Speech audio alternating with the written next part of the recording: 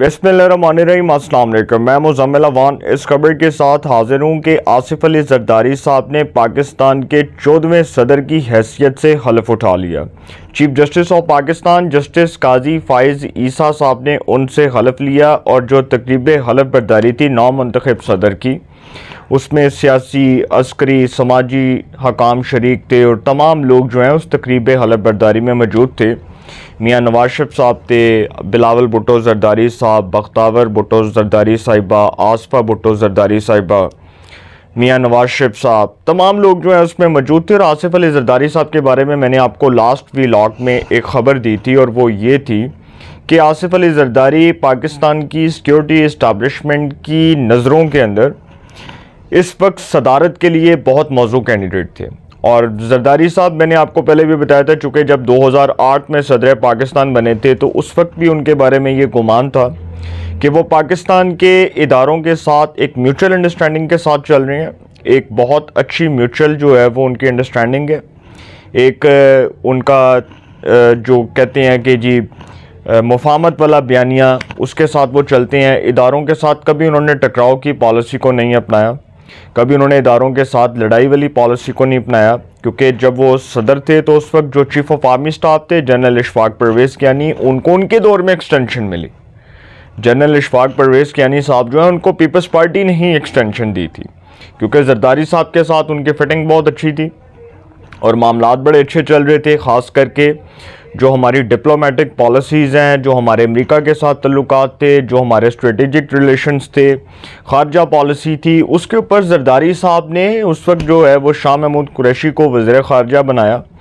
और ज़रदारी साहब जो हैं वो जब उन्होंने देखा कि शाह महमूद कुरैशी साहब जो हैं वो थोड़ी अपनी लाइन बदल रहे हैं, तो उन्होंने फिर हिना रुबानी खर साहिबा को बतौर वफाकी वज़ीर ख़ारजा ये कलमदान सौंपा और बतौर वफाकी वज़ीर ख़ारजा फिर उन्होंने आगे कंटिन्यू किया। लेकिन ज़रदारी साहब के बारे में जी एक चीज़ कि वो सदारत के लिए बहुत फिट कैंडिडेट थे और बहुत मजबूत थे। और इस वक्त जो कोalition गवर्नमेंट थी उसमें ज़रदारी साहब ही वो मोस्ट फेवरेट कैंडिडेट थे जो सदारत के लिए फेवरेट समझे जा रहे थे।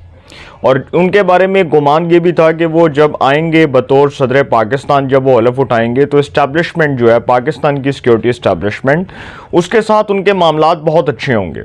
ख़ास करके जो मुल्की मसाइल हैं, जो मुल्क की मईशत है, जो मुल्क के सियासी और जो दूसरे हमारे कुछ और मसाइल हैं, पेचीदा मसाइल हैं, उसके ऊपर ज़रदारी साहब जो हैं इदारों के साथ बैठेंगे और उसके ऊपर बैठकर इफ़ाम व तफ़हीम से मामलात को आगे लेकर जाने के लिए या उनको किसी तरह से हल की तरफ लेकर जाने के लिए बात होगी।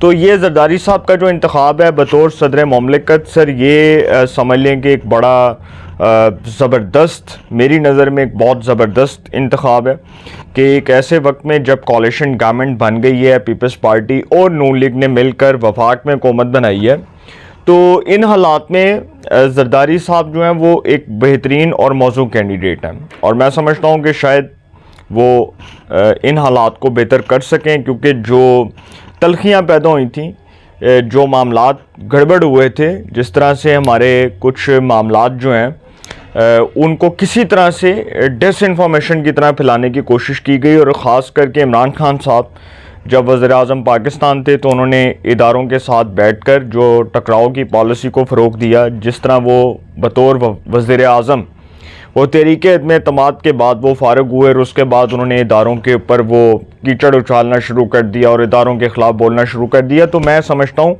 कि शायद इस हवाले से ज़रदारी साहब जो हैं इदारों के तहफ़्फ़ुज़ात दूर करेंगे। और ख़ास करके जो सदर होता है ना वो रियासत का नुमाइंदा होता है, वो स्टेट का रिप्रेजेंटेटिव होता है।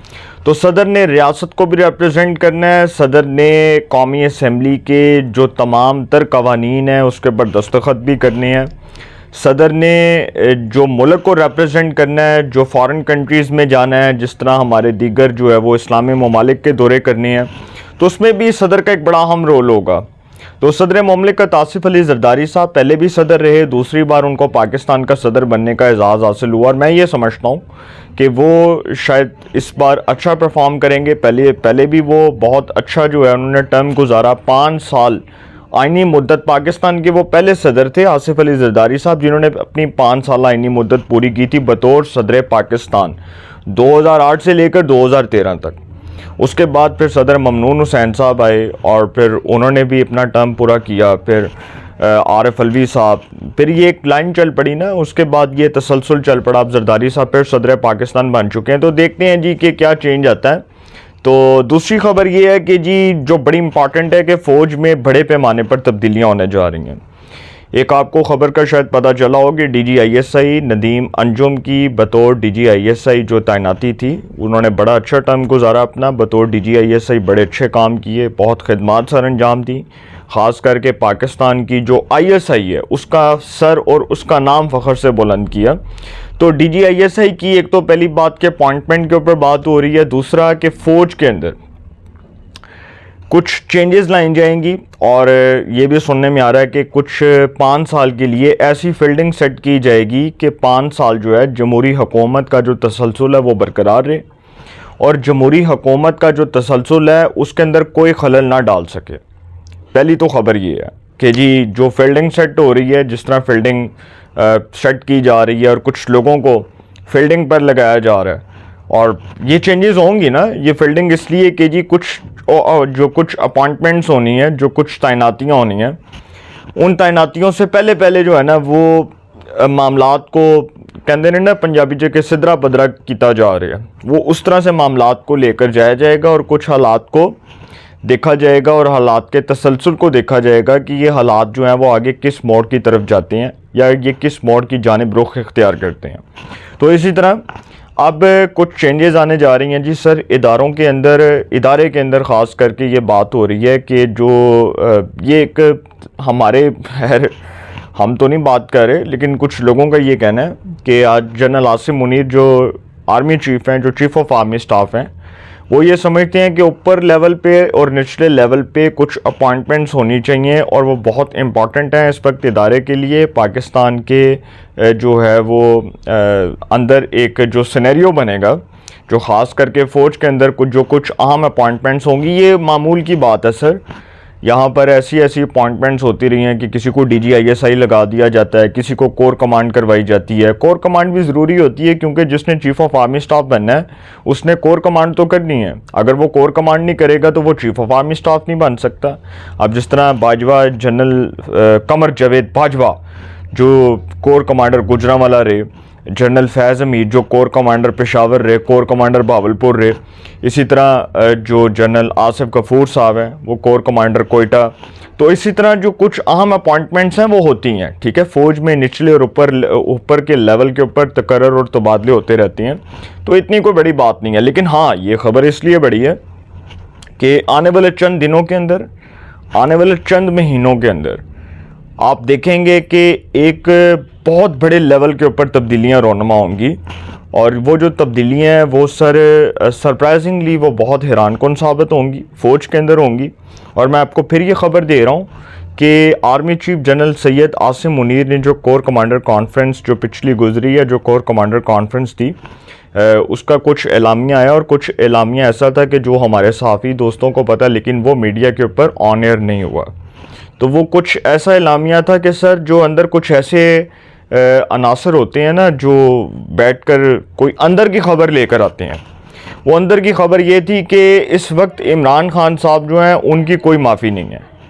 عمران خان صاحب کو کسی صورت معاف نہیں کیا جائے گا, اور پاکستان کی سیکیورٹی اسٹیبلشمنٹ یہ مہر تصدیق لگا چکی ہے کہ عمران خان صاحب پاکستان کے پولیٹیکل سسٹم سے اپنے آپ کو ایلیمینیٹ سمجھیں, اور جب تک 9 مئی کے کرداروں کو کیفر کردار تک نہیں پہنچایا جائے گا, جب تک 9 مئی کے سہولت کاروں کو, 9 مئی کے منصوبہ سازوں کو ان کے منطقی انجام تک نہیں پہنچایا جائے گا, تب تک پاک فوج چین سے نہیں بیٹھے گی.